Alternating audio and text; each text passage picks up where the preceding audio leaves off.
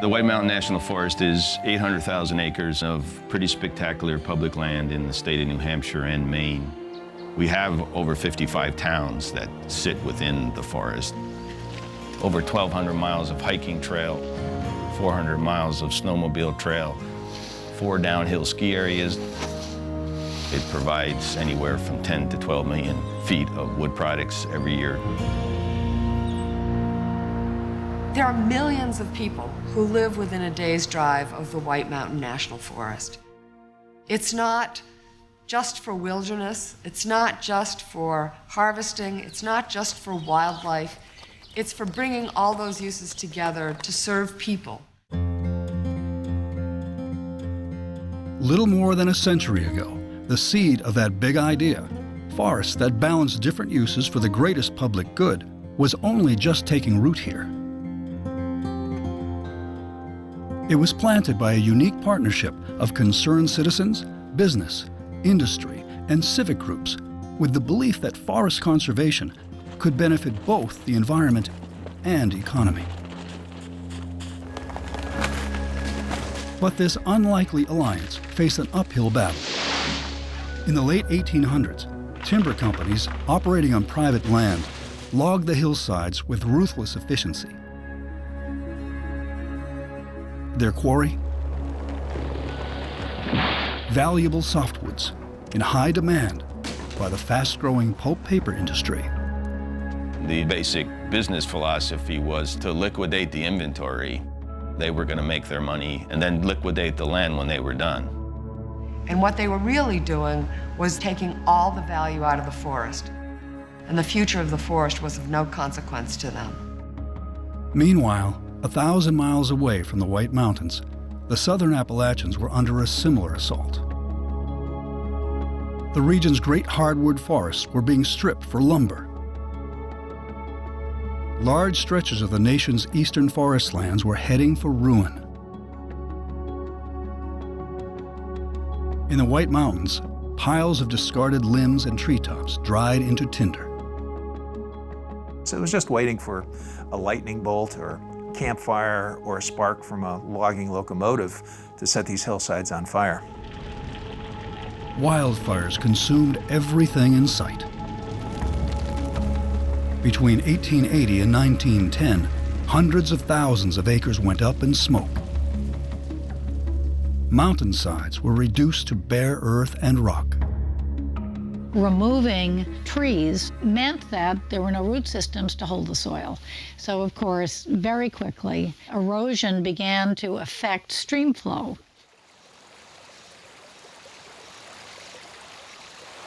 The delicate balance of conditions that regulated the water cycle in forest and river broke down. Concerned people started speaking out against the destruction, including members of the Appalachian Mountain Club, created in 1876 to explore the mountains. AMC had folks going up into the Whites and seeing firsthand that something really terrible was going on in the White Mountains of New Hampshire. Concern for the future of the forest spread. Hotel owners worried that summer tourists would not return. Paper companies feared a timber famine. State legislators formed a forestry commission. Still, the forests kept falling.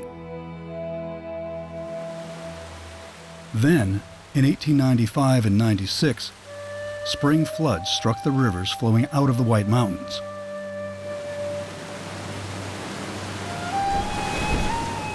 Mill towns along the rivers were hit hard.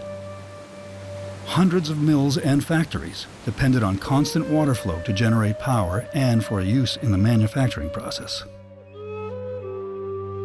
Consistent, adequate stream flow was crucial to the maintenance of long-term economic activity. Thomas Jefferson Coolidge, treasurer of the Amoskeag Mills, the largest textile mill in the world, had to report to his shareholders that the stream flow in the Merrimack River was so erratic that they were not able to continue operations for a significant period of time due to flooding. The disaster alarmed members of the Boston Chamber of Commerce, including mill boss Thomas Jefferson Coolidge, who blamed the floods on deforestation in the White Mountains. Fellow chamber member and banker John Wingate Weeks agreed. Weeks grew up on a farm near the White Mountains and knew the value of good land management. Weeks, like many of his contemporaries, was well aware that conservation was good business. Conservation wasn't a luxury, it was a necessity. Business leaders and mill workers alike started to realize that their economic fortunes were intertwined with those of the forests up north. Now, mounting public concern turned into activism.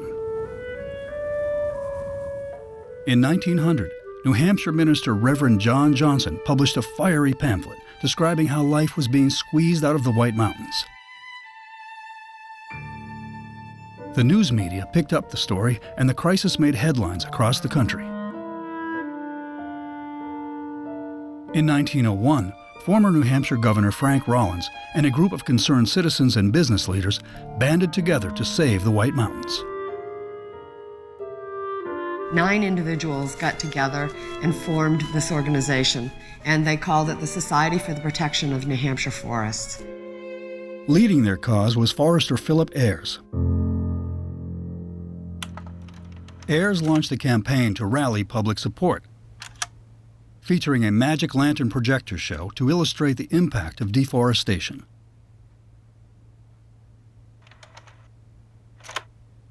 He went around doing presentations and making the connection of that kind of logging with what was happening in the river. Philip Ayres was tireless and incredibly good at connecting the dots for people. Ayres and the Forest Society were but one link in a long chain of people and groups committed to saving the White Mountains. It included people who were in the timber business. It included conservationists, the Appalachian Mountain Club, the Federation of Women's Clubs. Leaders of the Grange movement, businessmen, bankers, and citizens. The White Mountains Alliance then joined forces with conservation groups working to save the southern Appalachian Mountains. It was a really broad-based coalition. I would use the term unlikely allies who found a common interest, but from very different perspectives and for very different reasons. But I think that's what made it so powerful. The coalition urged Congress to act by establishing new national forests. But that would require government purchase of private lands, which had never been done. There were many at the time in Congress that thought there was nothing in the Constitution that allowed the federal government to actually purchase land to be owned by the federal government. Chief among them was the Speaker of the House, Joseph Cannon of Illinois. Cannon and many others saw this as a matter for the states and blocked all forest conservation legislation. Leading the pro-conservation forces in the House was businessman and New Hampshire native John Wingate Weeks, now a congressman from Massachusetts. To win over skeptics, Weeks and his colleagues forged a bill that would be good for both business and the environment, and that would pass constitutional muster. They decided that the mechanism would be the Interstate Commerce Clause. This clause of the Constitution empowers Congress to regulate all commerce between states. And much of that commerce was conducted on rivers. The southern Appalachians and White Mountains were both important watersheds, the source of major rivers. Disrupting stream flow in the watershed could harm commerce downstream in another state.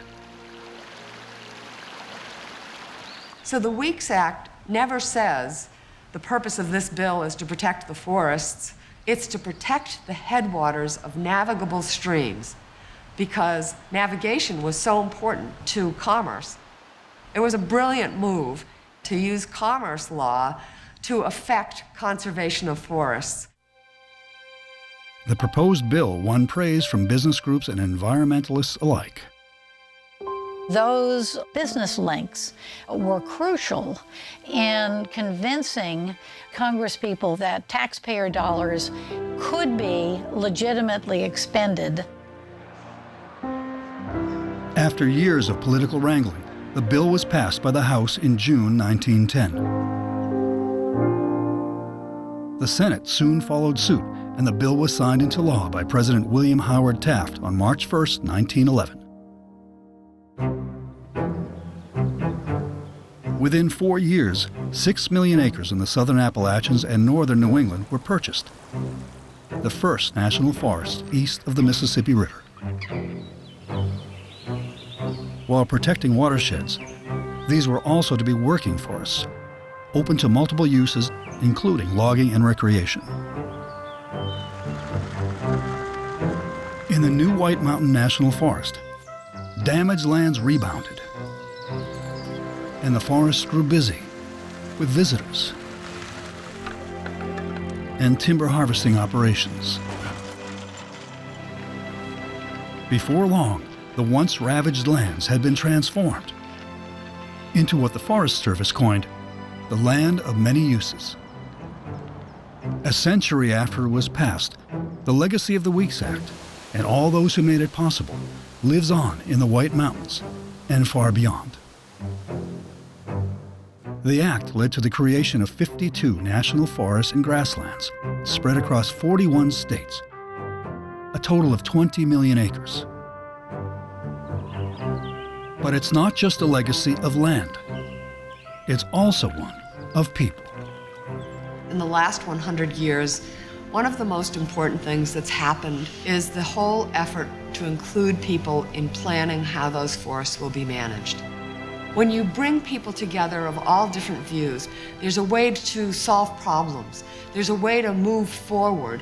And in New Hampshire, there's this incredible tradition of doing that. And I really think that started with the Weeks Act.